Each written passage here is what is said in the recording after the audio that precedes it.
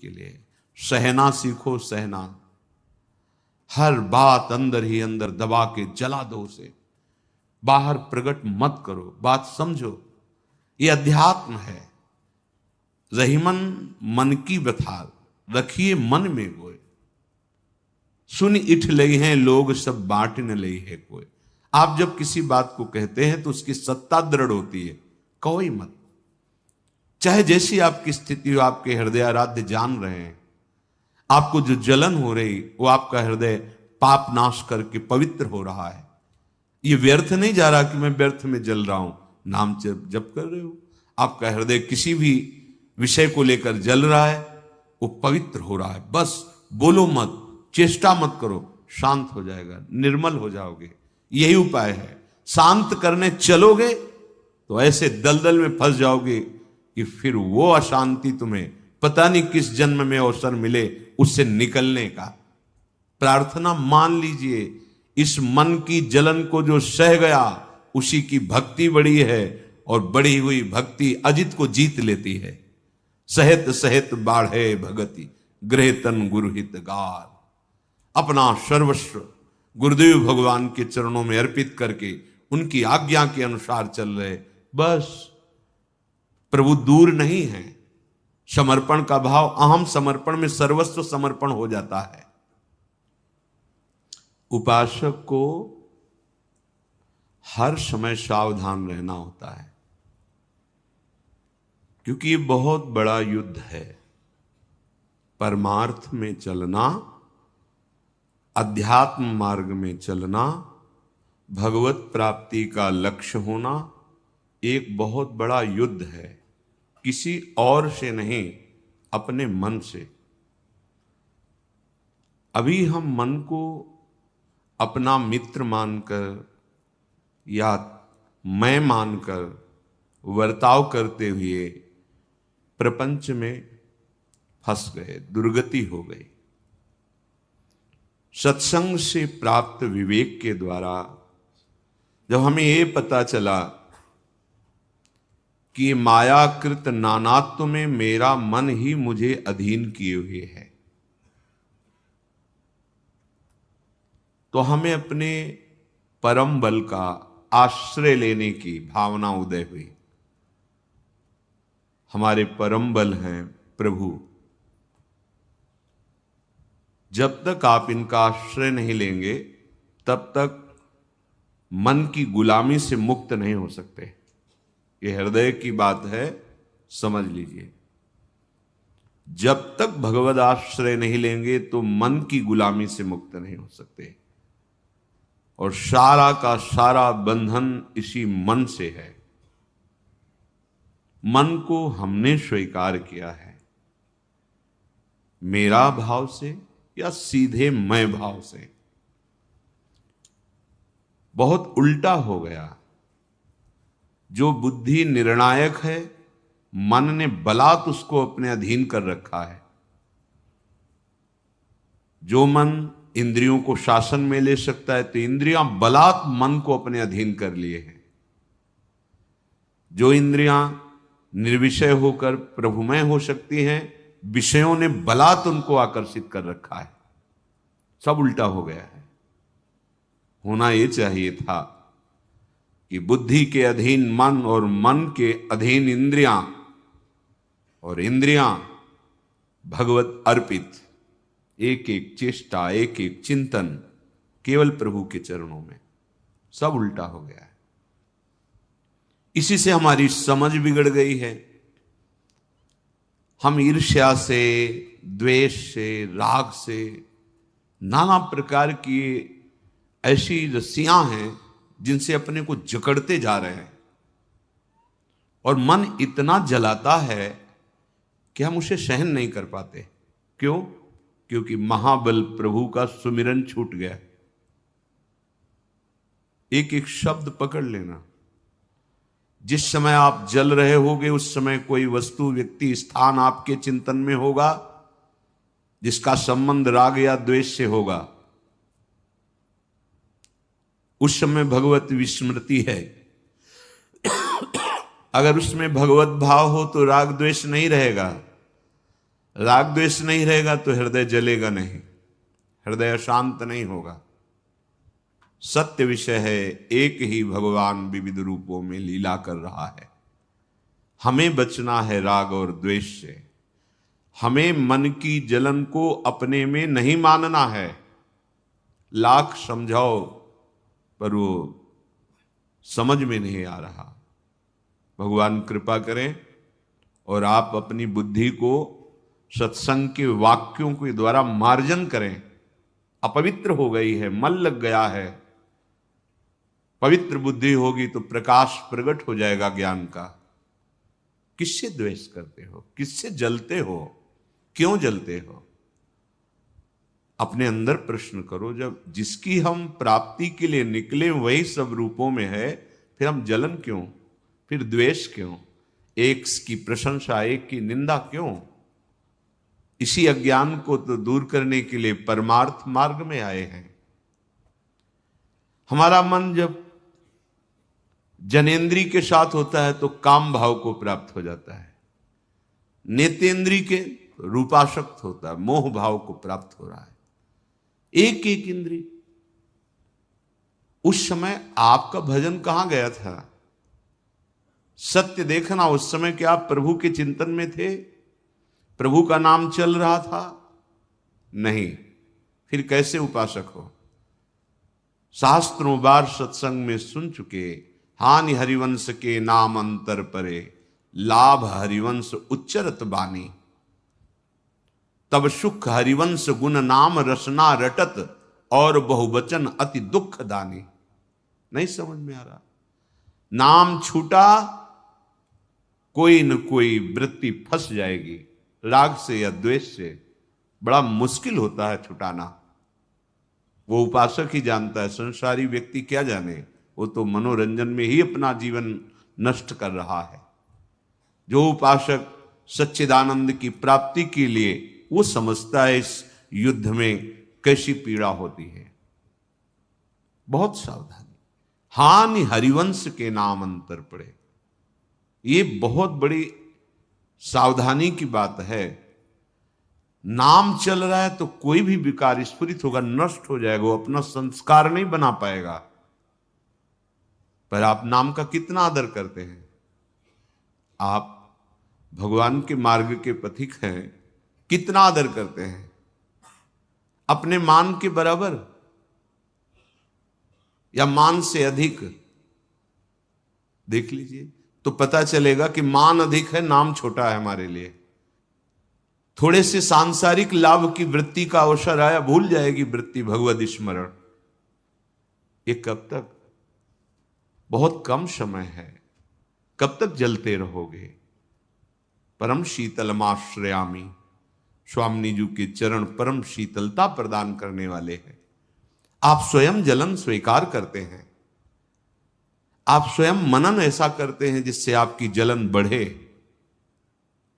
आप उस मन की जलन को अपने में देख लेते, इसलिए सह नहीं पाते हैं। कैसे तुम्हारी भक्ति बढ़े? सहित सहित बाढ़े भगति, गृहतन गुरुहित गाल। हमारा जीवन प्रभु के लिए है। हमारा व्रत सहन करना है। हमारी सावधानी भगवत विस्मरण ना होने पावे। फिर देखो आप कैसा आनंदमय खेल होता है आपके जीवन का, पर मानना ही नहीं है।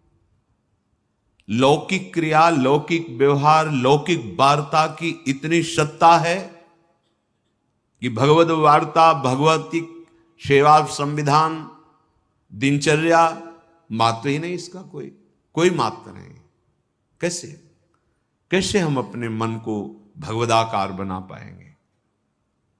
सत्संग सुनते हैं, धाम आ गए हैं, फिर भी हम वही राग द्वेष की वृत्तियों में विचरण करते हैं। कुछ अच्छा, कुछ बुरा। ये हमारा विषय नहीं, अच्छा बुरा। हमारा विषय परमानंद में प्रभु जो ये छुपा छुपी का खेल खेल रहे हैं, उनको पहचानना, जड़ चैतन्य सब में अपने प्रभु की झांकी करने का भाव रखना। नाथ, आप दिखाई नहीं दे रहे हो, हमें वृक्ष दिखाई दे रहा है, पर आप हो इसमें। क्योंकि आपकी ही सत्ता से सत्तावान है। नाथ, ये व्यक्ति दिखाई दे रहा है, दुष्ट स्वभाव दिखाई दे रहा है, पर प्रभु आप ही हो इसके अंदर। साधक भावना में विचरता है, भावना सिद्ध होती है, वो सिद्ध हो जाता है। आपकी क्या भावना है? राग द्वेष की, काम क्रोध की? मन काम से पीड़ित है, आप सह नहीं पा रहे हैं। क्यों? आप तदात्म किए हैं, आप नाम छोड़ दिए हैं, आपके सामने व्यक्ति है, वस्तु है, स्थान है, इसलिए कामना आपको पीड़ित कर रही। अगर वहां भगवत भाव कर लेते, यही कामना भस्म हो जाती। आप अभ्यास कीजिए, सत्संग और हरिनाम जप, राधा नाम जप, यही परम पद में पहुंचा देगा। मन तो चंचल सवेंते, याको कौन उपाय, साधन को हरि भजन है, कै सत्संग सहाय। दो बात बताई ध्रुवदास जी महाराज ने। परम साधना निरंतर हरि भजन, सहयोग, हमारी साधना सुरक्षित रहे, हमारी साधना बढ़े, हमारी साधना में कोई दोष विघ्न ना आ जाए, तो इसकी सहायता सत्संग से होगी। यदि सत्संग के वाक्यों का मनन नहीं तो क्या, सुना चल दिया। बड़ी असावधानी है हमारे जीवन में, बहुत असावधानी। जो भटके हुए हैं उनकी बात अलग है। आप भगवत कृपा पात्र हैं, आप साधक हैं, आपको प्रभु ने अवसर दिया है मुक्त होने का। अब सावधान हो जाइए, एक निष्ठा हृदय में जागृत हो जाए, धाम आश्रय हृदय में जागृत हो जाए। जिन सुखों के लिए हम भटक रहे हैं वो सुख नहीं है। लाखों बार भोग चुके हैं आप, लाखों जन्मों में भोग चुके हैं। हरि विमुख को त्रिभुवन में कोई भी कहीं भी कुछ भी सुख नहीं प्रदान कर सकता। ये बात हृदय में बैठा लीजिए। जो भगवत विमुख है, कहीं भी कोई भी कुछ भी उसे सुख प्रदान नहीं कर सकता। न किसी का आशीर्वाद काम करेगा आपके ऊपर, भगवत विमुख के ऊपर नहीं कर सकते। ऐसे क्यों है? आशीर्वाद क्यों नहीं काम करेगा? क्योंकि भगवत विमुख हो आप। भगवान दत्तात्रेय जी महाराज का आश्रय लेकर के शास्त्राव अर्जुन अद्भुत सिद्धियों को प्राप्त किया, लेकिन उनकी बात नहीं समझी। जो अवधूत श्रोमणी आत्मानंद में निरंतर मगन है, वो बात नहीं समझी, और बल सिद्धियां प्राप्त होने पर उद्दंडता आ गई, और जगत वंदनी परम पूजनी श्री जमदग्नि जी का भारी अपराध कर दिया। परशुराम भगवान के द्वारा वंश का विनाश हो गया।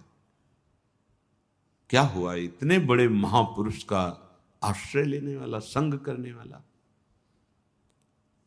हमारा हृदय जब तक प्रभु के सन्मुख नहीं, तो सब आशीर्वाद व्यर्थ जाते हैं, सब आशीर्वाद, सब वरदान व्यर्थ हो जाते हैं। प्रभु के आश्रित हो तो कोई भी सांप आपको ताप नहीं पहुंचा सकता। श्री हरिराम व्यास जी कहते हैं, सबे सुख विमुखन को दुख रूप। जो प्रियालाल से, हरि से विमुख हैं, चाहे जितने सुख एकत्रित कर लो, वही सुख तुम्हें भारी दुख प्रदान करने वाले बन जाएंगे। चिंता, शोक, भय, अंत में मृत्यु निश्चित। ये दुख आपको छोड़ेंगे नहीं। तुम्हारी बुद्धि तुम्हें धोखा दे रही है। पूज्य श्री राधा बाबा महाराज ने कहा कि यदि इतनी बात तुम्हारे हृदय में आ जाए कि भगवान हैं, तो तुम्हारा कल्याण होना शुरू हो जाए। और कहीं ये बात पकड़ लो कि जिह्वा से राधा कृष्ण, तो अब तुम्हारे लिए दसों दिशाएं मंगलमयी हो जाएंगी। बस तुम नाम मशीन की तरह जवान से चलाओ। बाबा का अनुभव। ध्यान नहीं लग रहा, मन नहीं लग रहा, कोई बात नहीं, राधा राधा राधा। सबे सुख सबे सुख, यहां से लेके परमेष्ठी पद तक। विमुखन को दुख रूप, विमुखो जो हरि से विमुख है, नाम जप नहीं है, आश्रय नहीं है, लीला श्रवण नहीं, गायन नहीं, प्रभु का चिंतन नहीं, क्या जीवन है, क्या जीवन है। दुर्दशा देख के हृदय दुखी होता है संतों का। जो बड़े बड़े तप लोग जन लोक में विराजमान महर्षि जन हैं कि अरे ये हमसे ऊपर जा सकते हैं। भारत भूमि में जन्म लेकर जो हमारे भगवत आराधन के मर्मज्ञ वेदज्ञ ऋषि जन हैं, सिद्धांत बताएं, उसके अनुसार चलकर ये हमसे ऊपर जा सकते हैं, वैकुंठ जा सकते हैं, आप साकेत जा सकते हैं, आप भगवान की नित्य विहार लीला में प्रवेश कर सकते हैं। उनको दुख है इस बात का, इतना सुंदर मनुष्य जीवन पाकर ये भगवत विमुख समय नष्ट कर रहे हैं। जहां न रसिक अनन्य सीयतु, वृंदावन के भूप, सबे सुख विमुखन को दुख रूप। जिसके जीवन में संत नहीं, वो जीवन प्रकाश को प्राप्त नहीं होता, पक्का। जैसे हमें जीने के लिए अन्न चाहिए, जल चाहिए, वायु चाहिए, ऐसे जीवन के परम लक्ष्य के लिए हमें संत चाहिए। जहां न रसिक अनन्य सेयतु, जिसके जीवन में किसी भगवत प्रेमी महात्मा का संबंध नहीं है, वो जीवन प्रकाशित नहीं हो सकता। अर्थात अज्ञान अंधकार, माया अंधकार में भटकता रहेगा कोई भी हो। समस्त आसक्तियों को नष्ट करने की सामर्थ्य भगवत प्रेमी महात्माओं के वचनों में होती है। उनके वचनों का आदर पूर्वक पालन करने पर वृंदावन के भूप श्री वृंदावनेश्वर, श्री वृंदावनेश्वरी युगल लाडले परिचय में आ जाते हैं, अपने जीवन लगने लगते हैं। फिर उनका स्मरण करना नहीं पड़ता, वो स्मृति बन के बैठ जाते हैं। मान लीजिए, स्मरण करना और स्मृति में बैठ जाना, स्मृति में बैठ जाते हैं। कब? जब रसिकों का, अनन्य रसिकों का, भगवत प्रेमी महात्माओं का संग, जिसके जीवन में संत नहीं, अज्ञान अंधकार में भटकता ही रहे, क्यों म्यों ये वो। आंखें हैं, देखो खोलकर, कौन है संपूर्ण सृष्टि का विधाता? कौन है? कोई तो है। जब कृति है, रचना है, तो रचना करने वाला भी है। जब ये सब प्रगट है तो प्रगट करने वाला भी कोई है। वही हमारा स्वामी है, उसी के हम अंश हैं, या वही हमारी आत्मा है।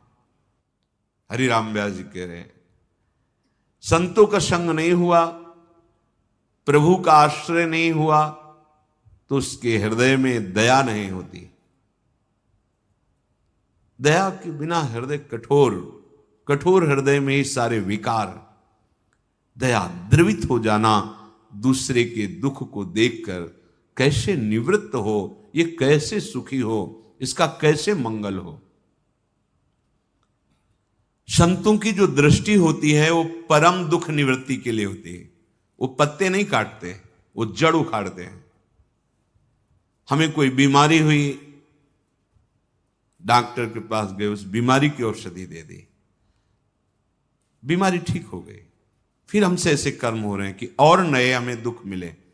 उस बीमारी की, उस दुख की जड़ क्या है जो सदा सदा के लिए खत्म हो जाए? बोले वो है ज्ञान, वो है अविद्या, वो है भगवद विमुखता। संत जन कृपा करके भगवान के सन्मुख कर देते हैं। जो मंगल भवन है, आनंद समुद्र हैं, जो अपनी आत्मा है, कोई और थोड़ी है। आए हुए दुख की निवृत्ति तो अपने आप हो जाएगी, आप करो या ना करो। जैसे दिन है तो अपने आप रात्रि में बदल जाएगा, रात्रि के बाद दिन आ जाएगा, बदलना है उसको। ये टिकाऊ नहीं है। आगमा पाइनो अनित्यास, ये आने जाने वाले हैं। इनके लिए संत समागम थोड़ी होता है।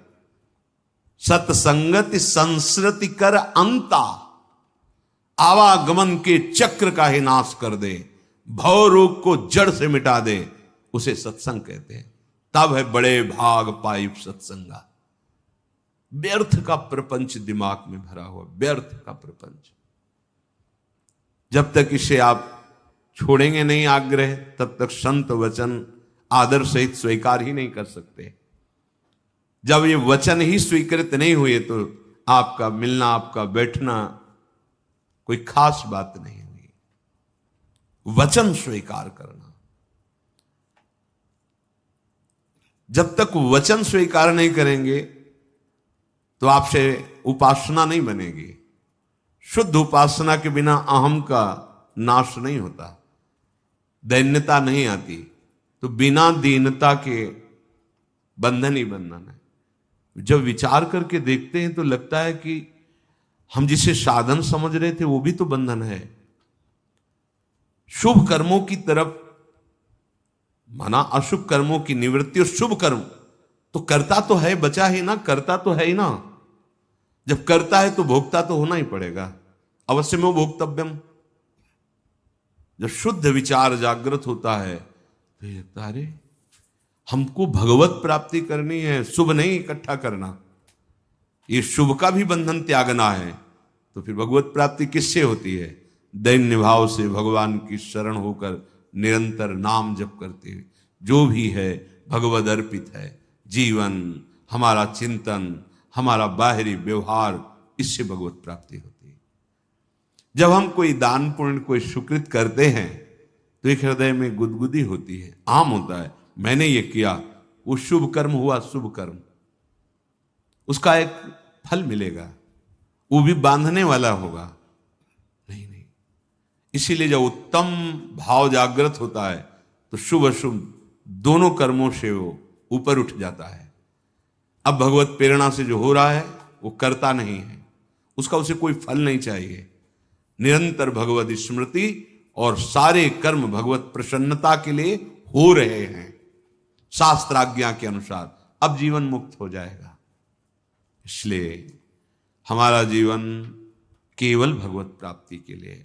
सहना सीखो, सहना।